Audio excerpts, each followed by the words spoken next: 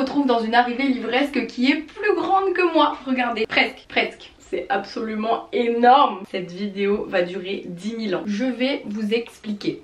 One eternity later. Pourquoi autant de livres dans cette arrivée livresque? C'est très simple, c'est parce que j'ai regroupé mes arrivées livresques de avril, mai et juin. Puisque vous l'avez vu, je n'étais pas présente durant ces mois-là. Je m'étais dit tant qu'à faire, autant attendre de tout recevoir pour vous faire une arrivée livresque géante pour l'été. Voilà, c'est cadeau. Votre wishlist ne va pas prendre un seul coup, elle va en prendre 3 d'un coup. Oups. Je vais donc vous présenter tous ces livres que j'ai reçus durant le mois, que j'ai empruntés, que j'ai achetés. Bref, il y a des livres à foison et j'espère que ça vous donnera plein d'idées pour ce que vous allez lire au bord de la mer, au bord d'une piscine, dans la montagne, chez vous, dans votre lit, bref. Je commence par Vampiria. J'ai reçu le Tarot Interdit qui est publié aux éditions 404 ainsi que le tome 3 La Cour des Ouragans de Victor Dixon publié aux éditions Robert Laffont dans la collection R, et donc c'est le tome 3 de la saga Vampiria. La saga Vampiria, c'est l'histoire d'un monde où le roi soleil, au lieu de décéder comme il est décédé dans la vraie vie, et ben il transmute en vampire, et du coup depuis les années du roi soleil, notre monde est régi par les vampires. Et il y a les vampires qui sont au-dessus et il y a le peuple qui est en dessous et qui se fait saigner pour pouvoir nourrir les vampires, etc. C'est un monde vraiment tordu et on va suivre le personnage de Jeanne qui va essayer d'intégrer la cour du roi alors qu'elle fait partie du peuple et que les vampires viennent de tuer toute sa famille, donc elle a envie de se venger. C'est donc une saga très vampiresque, très sanglante. J'avoue que je sais pas encore si je vais lire le tome 3 parce que le tome 1 j'avais bien aimé, le tome 2 j'avais bof aimé, donc à voir si j'ai la motivation de lire un pavé de fantastique fantasy parce que vous savez que c'est pas mon genre. Mais je voulais vous les montrer quand même parce qu'en plus il y a le tarot et je trouve ça trop stylé. Il y a le petit carnet explicatif et ensuite des cartes de tarot, donc je trouve ça trop stylé. On va tirer les cartes avec Alex. Après j'aime pas les trucs comme ça me fait peur aussi, moi je suis un peu... Ouais. Ensuite j'ai emprunté des livres, j'ai emprunté les 4 tomes de Heartstopper de Alice Oseman publiés aux éditions Coder car c'est la version VO, mais ils existent aussi chez Hachette en version française. Heartstopper, c'est l'histoire de Nick et Charlie qui deviennent amis et Charlie va très vite tomber amoureux de Nick, sauf qu'il est vraiment persuadé que Nick est hétéro et... je vous en dis pas plus, mais c'est une petite histoire cocooning d'amour que tout le monde connaît je pense, que ce soit les livres ou la série. Vous verrez dans une prochaine vidéo pourquoi je les lis enfant. Mais du coup il faut que je les lise avant de voir la série. Encore une fois dans tout ce qui est suite de série, j'ai reçu Phobos Origins qui est sorti au format poche, donc de Victor Dixon, encore une fois. Toujours Victor partout. Mais aussi Cress et Winter de Marissa Meyer publiés aux éditions PKJ, donc les 3 sont chez PKJ. Ce sont des poches. Ça c'est les chroniques lunaires dont je vous parle depuis 10 000 ans et c'est des tomes 3 et 4 donc je peux pas vous les résumer. Et Phobos Origins ça se passe avant Phobos et c'est les passés des personnages masculins de la saga Phobos. Puis j'ai reçu le roman Le jour où le soleil ne s'est plus levé de Neil Gorman et Marie Alino publié aux éditions Albin Michel, qui est une suite mais en même temps pas une suite du roman La nuit où les étoiles se sont éteintes, puisque c'est la même histoire mais du point de vue du personnage de Nate qui est un adolescent qui vit beaucoup dans le mal-être. Il puise dans la musique, dans les réseaux sociaux pour se cultiver et se donner une image parfaite. Il veut aussi devenir acteur sauf qu'il sait que son père ne le voudra jamais, et d'ailleurs il sait aussi que son père n'acceptera jamais son attirance pour les garçons. Sauf que quand Finn va débarquer au lycée, Finn qui est le personnage principal de La nuit où les étoiles se sont éteintes, et bien ça va changer la vie de Nate. Je ne vous dis pas dans quel sens, mais à la base quand j'ai fini le premier je m'étais dit bah je vais les espacer, mais finalement c'est vrai que ça donne très envie de découvrir celui-ci parce que Nate est un personnage déjà très attachant dans La nuit où les étoiles se sont éteintes, donc ça nous donne vraiment envie d'en savoir plus sur sa vie, son passé, ses sentiments, ses émotions durant toute cette histoire qu'on suit à la base du point de vue de Finn. De la part des éditions Akata Young Novel, j'ai reçu 2 romans, L'amour de A à Z de S.K. Ali et Slay de Brittany Morris. On commence par celui-ci, c'est l'histoire de Zeynep qui a été exclue de son lycée parce qu'elle a dénoncé le fait que son prof avait des propos islamophobes. Elle va alors partir chez sa tante à Doha au Qatar et elle veut devenir une meilleure version d'elle-même parce que elle sait que ça a pu peut-être porter préjudice à ses amis engagés. Mais bon, de l'autre côté il y a le personnage de Adam qui ne va plus en cours depuis qu'il a appris une terrible nouvelle et il va donc rester à Doha pour passer plus de temps avec son père et sa sœur, et c'est là que ces 2 personnages qui à la base n'étaient pas destinés à se rencontrer vont se croiser. Je pense que c'est une très belle histoire d'amour mais je n'en sais pas plus donc je verrai quand je le lirai. Ensuite Slay, c'est une histoire qui a l'air passionnante et en même temps hyper complexe et tout, donc c'est l'histoire de Kira Johnston qui est une élève exemplaire. C'est l'une des seules lycéennes noires de l'académie de Jefferson. Tous les soirs elle rejoint des milliers de joueuses et joueurs noirs sur Slay qui est un jeu RPG de cartes multijoueurs qu'elle a créé, mais personne ne sait que c'est elle qui l'a créé, ni sa famille, ni son petit ami. Sauf qu'un jour, un adolescent de Kansas City va être assassiné à cause d'une dispute qui a eu lieu en ligne, et le jeu va être catalogué comme raciste, violent et un lieu où se réunissent les criminels. Et il y a même un troll anonyme qui va s'infiltrer sur la plateforme pour menacer Kira de la poursuivre en justice pour discrimination anti-blanc. Elle va donc devoir garder son identité secrète et protéger le jeu qu'elle a créé. Ça a l'air absolument passionnant, ça donne très envie. Je trouve le concept hyper intéressant et je pense que ça peut d'autant plus, par un peu les jeux vidéo, la technologie, dénoncer les idées reçues qu'on peut avoir et donc qui mènent au racisme. Et je pense que c'est super important des livres comme celui-ci, donc trop hâte de le lire. J'ai reçu le roman Le livre des sœurs de Amélie Nothomb, publié aux éditions Albin Michel, qui sortira donc à la rentrée j'imagine. Et de ce que j'ai compris, ça parle de sœurs. En vrai, Amélie Nothomb, je lis pas tous ses romans parce qu'il y en a beaucoup, mais ils se lisent assez vite et j'avoue que là, comme ça parle de sœurs, ça me tente pas mal, puisque j'ai moi-même une sœur, bon, même si les livres d'Amélie Nothomb sont souvent un peu tordus, mais voilà, ça me donne envie, mais je vous avoue que je peux rien vous dire de plus que ça, puisque derrière il y a juste écrit « Les mots ont le pouvoir qu'on leur donne ». J'ai reçu un roman qui a l'air de faire peur, ça s'appelle Les Errantes de Jo Vitek, publié aux éditions Actes Sud Junior, et c'est l'histoire d'un immeuble parisien dans lequel 3 filles vont vivre des phénomènes étranges. Il y a Saskia, qui est une artiste étrangère, Suzanne, qui est une gameuse qui vise la célébrité, et Annelise, qui est une lycéenne mystique. Elles ne se connaissent pas, mais chacune dans le huis clos de leur chambre et de leur enfer mental, elles vont devoir s'unir pour s'en sortir. C'est un roman qui met en avant les femmes, mais aussi qui fait peur, parce que c'est un peu un voyage dans le paranormal. Ça a l'air trop bien, enfin, en vrai la couve est hyper stylée je trouve, parce qu'il y a le personnage fantomatique là un peu, ça fait peur. J'ai reçu 2055, qui est un roman collaboratif des éditions Glitch Éditions. Vous connaissez ma meilleure amie Tina, elle était dans la promotion de la Sorbonne, et en fait ils doivent réaliser un livre, et ils ont réalisé ce livre qui est absolument sublime. Enfin vraiment il est incroyable, il y a des illustrations et tout, enfin c'est incroyable. J'ai même une petite carte de graines à planter. En gros en 2055 il ne reste rien, et en 2099 on va suivre la jeune Andy qui retrouve une vidéo datée de 2022 accompagnée de témoignages. Elle va découvrir les secrets d'une société lisse et rassurante qu'elle a toujours connue, sauf que est-ce que le monde est prêt à entendre tout ce qu'elle s'apprête à révéler grâce à ces témoignages? Il faudra lire le livre pour le savoir. En tout cas le livre est trop beau, j'adore. J'ai reçu aussi les 3 romans de la rentrée L'Iconoclaste, donc qui sortiront en août 2022. Il y a tout d'abord 3 sœurs de Laura Poggioli, qui raconte une véritable histoire de 3 sœurs qui ont tué leur père parce qu'il était violent envers elles. Ça se passe en Russie et Laura Poggioli elle décide d'écrire ce livre en mêlant le véritable récit de ces 3 sœurs, en ayant fait beaucoup de recherches sur leur histoire etc, ainsi que son véritable récit en tant que jeune française qui est partie en Russie, un pays pour lequel elle a avoué une totale fascination, et qui va y rencontrer un homme qui va être violent envers elle également. J'ai vraiment hâte de lire, ça m'intéresse beaucoup, c'est un peu sur fond de thriller parce qu'on va suivre un peu comment les 3 jeunes filles ont tué leur père et comment elles vont vivre tout ce qui s'est passé et qu'est-ce qui s'est passé avant aussi, mais en même temps un récit qui touche au jeu et qui touche à l'autrice, et ça a l'air très intéressant, bien que très triste aussi, puisqu'on parle ici de violences faites aux femmes et que évidemment c'est un sujet très grave. Puis il y a La Petite Menteuse de Pascal Robert Diard, qui est l'histoire de Lisa qui va se présenter à une avocate qui s'appelle Alice Kéridreux, et elle lui dit: j'ai envie d'être défendue par une femme parce qu'il s'avère que lorsqu'elle était jeune elle a subi une agression sexuelle, un viol, et elle avait porté plainte, sauf que plusieurs années plus tard visiblement elle retrouve cette avocate pour lui dire qu'en fait elle a menti, mais on ne sait pas exactement en quoi elle a menti. J'avoue que je suis un peu plus mitigée sur ce livre, je sais pas encore si j'ai très envie de le lire parce que je trouve que le sujet du mensonge dans les agressions, le viol etc, déjà que la plupart des femmes ont du mal à porter plainte. J'ai peur de ce que ce livre peut véhiculer comme message, mais en même temps je me dis ça m'étonnerait que ça véhicule des messages antiféministes, donc j'espère si je le lis que il sera bien écrit et qu'il ira dans le sens qui me semble le bon. Et enfin Tibi la Blanche de Adrien Bels, qui est l'histoire de 3 jeunes qui habitent dans un quartier proche de Dakar et qui attendent les résultats du bac, parce que vraiment les résultats du bac là-bas c'est hyper important, parce que ces 3 personnages ils vont avoir des rêves très différents. Il y a Issa qui adore coudre, qui a vraiment envie de devenir styliste, il y a Neurone qui est hyper intelligent, et Tibile qu'on appelle Tibi qui veut à tout prix partir en France. Pour elle c'est hyper important les résultats du bac, et on va suivre un petit peu la vie dans ce quartier, les objectifs de ces jeunes, et ça a l'air hyper intéressant encore une fois. J'ai reçu Aux Sisters de Julia Billet et Cécile Roumiguière, publié aux éditions L'École des Loisirs, et c'est l'histoire de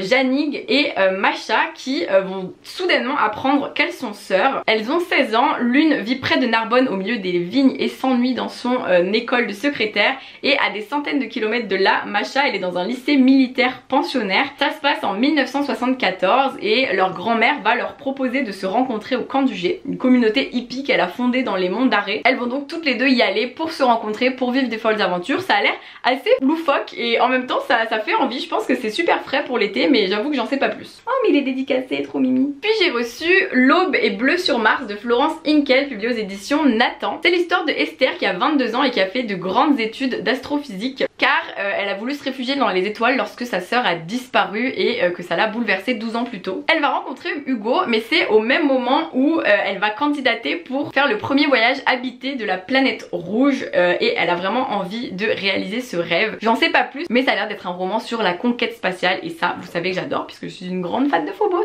Ensuite, Scarlet and Brown de Jonathan Stroud, publié aux éditions Gallimard. C'est l'histoire d'un futur dévasté, il y a une nature qui est hostile, il y a plein de monstres, tout a repris ses droits et on va suivre le personnage de Scarlett qui est une hors-la-loi qui s'apprête à braquer une banque. Elle est recherchée dans tout le pays, sauf qu'elle va faire la rencontre de l'étrange Albert Brown et ça va changer le cours de son existence en pire. Donc j'en sais pas plus, mais ça a l'air d'être assez futuriste, assez post-apocalyptique, mais j'ai pas plus d'infos que ça. Ensuite j'ai acheté, et vous le savez si vous avez vu ma vidéo, j'achète un livre par librairie, Le roman Et le ciel se voilà de fureur de Taïmar Clotan, publié aux éditions L'École des loisirs, qui raconte l'histoire de 5 filles et un garçon aveugle qui forment une famille d'enfants perdus qui ont été recueillis par Hidalgo, un Français qui ne veut absolument pas abandonner des orphelins à leur sort. Ils vont partir à la conquête de l'Ouest, apprendre à se défendre contre les dangers, sauf que il va y avoir aussi beaucoup de fantômes du passé qui vont revenir, donc c'est un peu une sorte de road trip familial.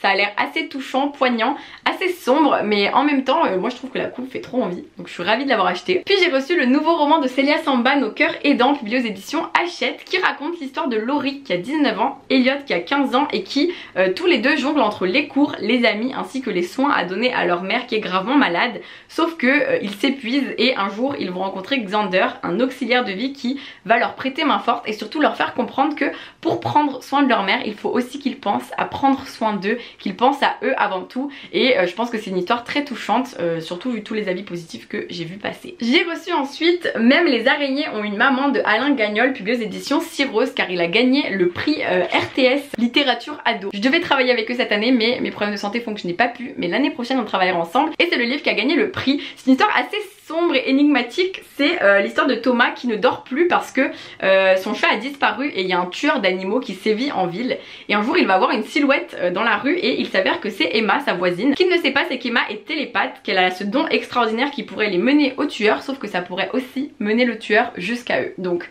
ça a l'air de faire peur. C'est le livre qui a gagné, il y avait plein d'autres livres que je connaissais qui sont trop bien dans le prix, donc s'il a gagné je pense qu'il est très bien. J'ai reçu le petit livre Renversante, il y a encore du boulot de Florence Hinkel, illustré par Clotilde Delacroix chez l'École des loisirs. C'est un petit livre qui inverse les clichés sexistes en montrant une société où ce sont les hommes qui subissent le plus le sexisme. Donc par exemple il y a du female gaze, il y a une culture du viol, du harcèlement de rue, des injonctions vestimentaires, sauf que ce sont les hommes qui les subissent, et donc il y a vraiment une inversion de tout ce qu'on subit nous les femmes au quotidien, pour montrer à quel point si les hommes ça leur arrivait, bah la société resterait pas bien longtemps comme ça. Donc pourquoi pour nous ça reste comme ça? Je vous le demande. J'ai reçu en poche Flora Banks de Emily Barr, publié aux éditions Casterman Poche, et j'avais adoré ce livre quand il était sorti en grand format. C'était l'histoire de Flora Banks qui toutes les 2 heures oubliait tout, c'est-à-dire qu'elle doit mettre des post-it partout pour se souvenir de sa vie, de son âge, etc. Elle sait certaines choses, qu'elle ne doit plus jamais contacter sa meilleure amie, qu'il lui faut trouver un passeport très vite pour aller en Arctique où se trouve Drake. Elle sait qu'elle l'a embrassé mais elle ne sait rien de plus. Elle va s'embarquer dans ce voyage parce qu'elle pense que Drake détient la clé de son amnésie. Donc elle va aller en Arctique et surtout elle va se découvrir elle-même finalement, et c'est un livre que j'avais trouvé passionnant sur l'intrigue de perdre la mémoire aussi souvent. Ça donnait très envie à chaque fois de continuer la lecture. Ça ne s'arrête plus hein, on est d'accord. J'ai reçu le petit livre Doux maudit de Clou, qui est un petit livre de poèmes et d'illustrations sur l'adolescence. C'est une artiste qui a été révélée aux Victoires de la musique, Clou, et elle a écrit sur son adolescence entre humour et mélancolie, et donc il y a plein de petits poèmes, donc si vous aimez un peu Rupicourt, je pense que ça va vous plaire. J'ai également reçu Blackout à New York, quand la lumière s'éteint, les cœurs s'allument. C'est de plusieurs autrices américaines noires et c'est publié aux éditions Nathan. On va donc suivre des héros et des héroïnes noirs à New York lorsqu'il va y avoir une immense coupure d'électricité qui va complètement mettre la ville en blackout, et chaque autrice a écrit justement une nouvelle dans cette histoire sur qu'est-ce qui s'est passé pour son ou ses personnages lors de cette coupure de courant, et est-ce que les trajectoires vont se croiser, se lier? Il faudra le lire pour le savoir. J'ai reçu le petit livre Amour de Tess Alexandre et Camille Deschiens, publié aux éditions des Éléphants, qui est un petit livre avec plusieurs textes sur l'amour, des illustrations également, toutes les formes d'amour et d'histoires amoureuses et de sentiments amoureux qu'on peut recevoir. Un livre qui a donc l'air très riche, très varié, beaucoup de diversité, et ça a l'air assez touchant aussi. Parfois je pense que ça brise le cœur aussi, bref, plein d'émotions. Dans les livres publiés par mes amis, il y a Renaître de Marine Stoupou et encore aucun moineau de Tom Lévesque, publié aux éditions 10 pages au carré. Tom Lévesque a écrit de la poésie, un long poème dans un format en 10 pages, un poème sur sa grand-mère, un poème sur la mémoire, sur la maladie d'Alzheimer. C'est un poème que j'ai trouvé très touchant et que vous pouvez retrouver chez 10 pages au carré. Donc pour soutenir mon copain Tom, c'est parti. Et pour Marine Stoupou, c'est un petit livre aux éditions Cheminon avec plein de petits poèmes également. Ici sur la maternité, le fait d'être enceinte, le fait d'accoucher, le fait de se poser énormément de questions, de douter, de ne pas toujours le vivre positivement, mais aussi de toutes les choses positives qu'il y a autour. Donc un petit recueil de poésie très touchant également. J'ai reçu un livre qui est super beau, genre il est en dur, vous savez, alors que c'est chez l'école des loisirs, donc ça m'a trop surprise, il est méga beau. Ça s'appelle Nous les enfants de l'archipel de Astrid Lindgren. C'est un livre suédois et ça raconte l'histoire d'une île au large de Stockholm où on va suivre la famille Melkersen qui va aller dans une adorable vieille maison de vacances. Il y a le père qui cherche de l'inspiration pour son prochain roman, il y a la belle Malin à qui tous les garçons font les yeux doux, il y a Johan et Niklas qui sont intrépides et le petit Pelle qui adore les animaux et voudrait en adopter un. Et je pense que c'est vraiment un récit absolument parfait pour l'été puisque ça a l'air très vacances, très famille, et c'est vrai que moi ça m'a tout de suite donné envie de vous le présenter. Je sais pas si je le lirai, mais je le trouve trop beau le livre, enfin vraiment il est trop stylé. Puis j'ai reçu Un peu plus près des étoiles de Anne-Fleur Multon, publié aux éditions Poulpe, de la série Allo sorcière. C'est une série où on suit 4 jeunes, dans le tout premier tome, on suit 4 jeunes filles qui sont amies et qui décident de créer une chaîne YouTube, qui chacune vont partager leur passion, etc. Et dans ce tome-ci on va beaucoup parler d'écologie, on va aussi parler de relations lesbiennes, d'engagement, d'environnement, donc un tome qui a l'air riche en beaucoup de choses. J'ai reçu Une année pour toujours de Lucille de Peslouan, publié aux éditions Talent Haut, qui est un petit livre écrit par une ado à son moi du futur. C'est un personnage qui vit sa dernière année de collège et qui donc se confie sous forme de petits textes et de petites poésies, poèmes en vers libre on va dire, et je trouve que ça a l'air trop chouette. En tout cas j'en ai lu un petit peu et je trouve ça très beau. Vous l'avez vu tout à l'heure, je vous ai parlé de ma vidéo J'achète un livre par librairie, et il s'avère qu'il y avait le livre de tout à l'heure et 4 autres romans, enfin 3 romans et une BD. Tout d'abord il y a LX18 de Kamel Benahouda, publié aux éditions Gallimard, qui est un roman que je viens de lire et qui est trop bien. Et fais pas tomber les livres toi. En gros c'est l'histoire du personnage de LX18 qui est un altéré, c'est à dire que c'est un homme qui a été créé, conçu pour se battre, pour faire la guerre, parce qu'il y a plein de guerres qui éclatent dans le monde dans lequel se passe cette histoire. Et donc c'est des hommes qui sont génétiquement modifiés, hormonalement, etc. pour ne rien ressentir, pour juste vouloir se battre, ne pas avoir peur de mourir, etc. Sauf que la guerre s'arrête, tous ces hommes et toutes ces femmes, on ne sait plus quoi en faire, et du coup on les remet dans la vie civile et ils vont devoir s'adapter, à rentrer au lycée, etc. Se socialiser, et c'est hyper intéressant parce qu'on suit un personnage qui ne ressent absolument rien au début et qui au fur et à mesure va découvrir l'humanité, et j'en dis pas plus, mais vraiment c'est extra. Puis j'ai acheté Dans la roue du petit prince de Yannick Billard, publié aux éditions Transboréal, qui est la véritable histoire d'une famille qui a parcouru plus de 7000 km à vélo, et c'est sur les traces des pionniers de l'aéropostale avec le petit prince comme fil conducteur. C'est vraiment une aventure familiale, ça a l'air hyper touchant, donc j'ai tout de suite craqué et je l'ai acheté. Puis Lumière Noire, une bande dessinée de Claire Fauvel et Thomas Gilbert, publiée aux éditions Rue de Sèvres. C'est donc l'histoire de Ava qui est une grande chorégraphe, sauf que elle n'a plus beaucoup d'inspiration et elle va aller à Bruxelles à un gala de fin d'études de l'école qui l'a formée. Elle va tout de suite être aimantée par la prestation de Yann, un jeune danseur, et elle va lui proposer le rôle principal de sa nouvelle création, sauf qu'elle n'en a rien imaginé encore. Et ils vont se lancer dans cette chorégraphie, dans le montage de ce spectacle qui va peu à peu se muer en passion destructrice. Ça a l'air trop bien, j'ai trop envie de le lire. Ça a l'air un peu glauque aussi, donc franchement ça me fait envie. Ça me fait bizarre. Puis j'ai acheté Absalon de Pierre Bordage, publié aux éditions J'ai lu, qui a l'air trop bien aussi. C'est l'histoire de Absalon qui est un tueur de femmes qui purge sa peine dans un pénitencier, et Eloula c'est une jeune cropte qu'on marie contre sa volonté et dont les rêves recèlent d'étranges prémonitions. Ils font tous les deux partie sans le savoir d'un programme qui s'appelle l'église du Moncle, c'est-à-dire qu'ils vont servir de cobayes pour un voyage spatial de 120 ans à la recherche d'une planète habitable. Donc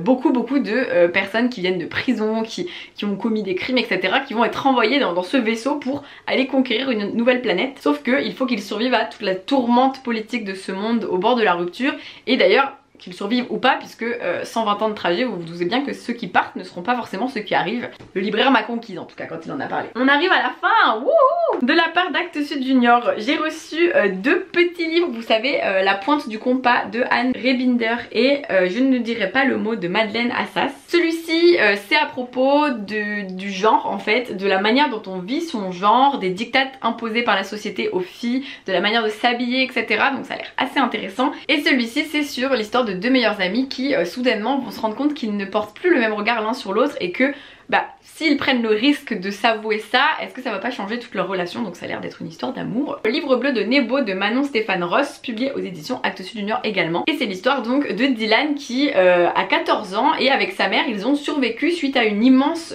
coupure de courant général et tout le monde a fui le monde du 21e siècle tel qu'elle le connaissait. Ils vivent tout seuls dans une maison isolée au-dessus du village de Nebo et chacun garde pour soi ses craintes, ses secrets et écrit dans un carnet en fait. Et ils se sont promis de ne jamais lire ce que l'autre écrit. Donc ça a l'air d'être intéressant et surtout de donner un peu une perspective sur notre monde actuel. J'ai reçu le tome 2 de Laurée Olympus de Rachel Smith, publié aux éditions Hugo BD. Je suis trop contente, j'avais trop hâte de lire la suite. Je pense que quand on finit le tome 1 on se dit vraiment je veux la suite très vite, donc du coup je suis super contente de pouvoir le lire très bientôt. Et du coup Laurée Olympus, si vous ne le saviez pas, c'est l'histoire de Perséphone et Hadès qui dans le tome 1, donc je n'en dis pas plus, vont se rencontrer et potentiellement se plaire, mais je n'en dis pas plus. Et en fait c'est mythologique mais assez contemporain, donc c'est hyper intéressant et les dessins sont super jolis. C'est un format qui à la base est un webtoon qui est d'ailleurs disponible sur l'application Webtoon, mais là ils sortent en BD papier et c'est beaucoup plus agréable le papier quand même. En tout cas moi je suis team papier. Puis j'ai reçu Ta vie sans filtre de Anna Toumazov, publié aux éditions Mango Jeunesse, qui est un abécédaire finalement des mots importants pour l'adolescence et le jeune âge adulte on va dire. Donc des mots comme complexe, comme deuil, des mots comme musique, comme lycée, influenceur et influenceuse, haters, gentillesse, je peux vous en donner plein plein de thématiques hyper intéressantes traitées avec engagement, féminisme, modernité. Donc c'est un peu le Dico Défi mais version méga moderne et engagée, et pas le Dico Défi qu'on lisait à l'époque et qui était terriblement sexiste. Maintenant les choses ont changé, les choses évoluent et ce livre est là pour ça. Puis j'ai reçu Le Jardin des Fées, Bergère des Fées de Alouette et Moretti, publié aux éditions Dracou. Je trouve la couverture très jolie. Il y a des secrets, donc règle numéro 1, le berger doit garder secrète l'existence des fées. Règle numéro 2, jamais il n'exigera aucun vœu, car chaque vœu tue la fée qu'il exauce, horrible. Règle numéro 3, il leur fournira des fleurs pour qu'elles conçoivent le miel qui soigne tous les maux. Et règle numéro 4, il ira sur les routes et un jour il trouvera enfin un jardin. Et visiblement le jardin c'est ce qui va faire la différence dans cette bande dessinée, en tout cas j'ai l'impression.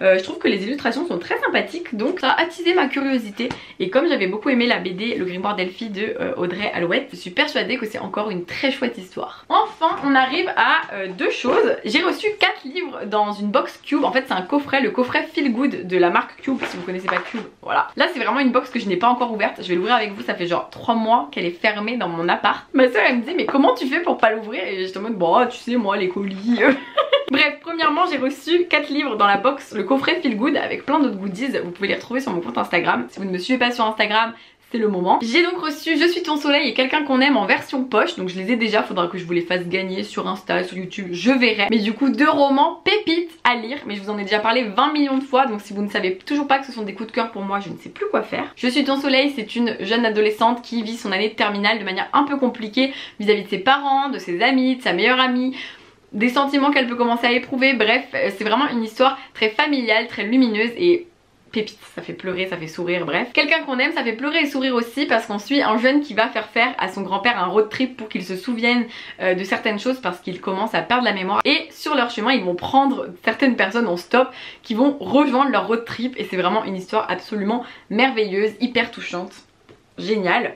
Ensuite, D'amour et de miel de Meredith May, publié aux éditions Mazarine. Ça a l'air d'être l'histoire d'une jeune femme qui va soudainement se découvrir une immense passion qui finalement a toujours été un peu au cœur d'elle pour l'apiculture, pour les abeilles, et ça parle de ça visiblement. Et ensuite, Fleshman a des ennuis de Taffy Brodesser-Hackner, qui est l'histoire de Toby et Rachel qui est un couple juif privilégié dans les quartiers chics de Manhattan qui vont décider de se séparer après 15 ans de vie commune parce qu'ils ne se comprennent plus. Lui, il va goûter aux joies du célibat et des applis de rencontres, sauf que soudainement Rachel va disparaître de la circulation, elle ne donne plus le moindre signe de vie et les raisons de son geste vont peu à peu se révéler. C'est assez humoristique, il faut le savoir, même si ça a l'air un peu sombre aussi. Il y a écrit drôle, subtil et féministe, donc ça, franchement ça fait envie et ça a l'air intéressant. Et enfin je finis cette arrivée livresque en ouvrant la box comme je vous disais que je n'ai pas ouverte, donc c'est parti. Ça se trouve il y a des trucs à manger dedans depuis 3 mois et je ne le sais pas. Non, normalement non, je crois pas. À manger. Il y a un petit chocolat au lait praliné. Voilà, vous voyez, je vous ai dit, il y a peut-être à manger. Il y a une petite infusion détox, trop mimi. Il y en a même 2. Il y a un petit magnète pour voyager loin. Il n'y a pas de meilleur navire qu'un livre. citation de Emily Dickinson. Et enfin, un livre, une carte postale, un marque-page, un tout petit livre. Je crois que ça c'est pour... ouais, c'est des exclusivités Cube. Ah mais oui, j'avais demandé un shoujo. Et j'ai donc reçu Orimiya, tome 1 de Hero et Daisuke Igiwara, publié aux éditions Nobinobi. C'est l'histoire de Ori, qui est une lycéenne à la mode, populaire, etc., qui pense avant tout à sa famille, et de l'autre il y a Miyumura, un lycéen réservé qui se cache derrière ses lunettes. Sauf que les deux vont se rencontrer un jour, et sous leur vrai jour, et visiblement c'est une comédie romantique lycéenne pétillante. Donc ça a l'air très chouette et le libraire m'a mis un petit mot.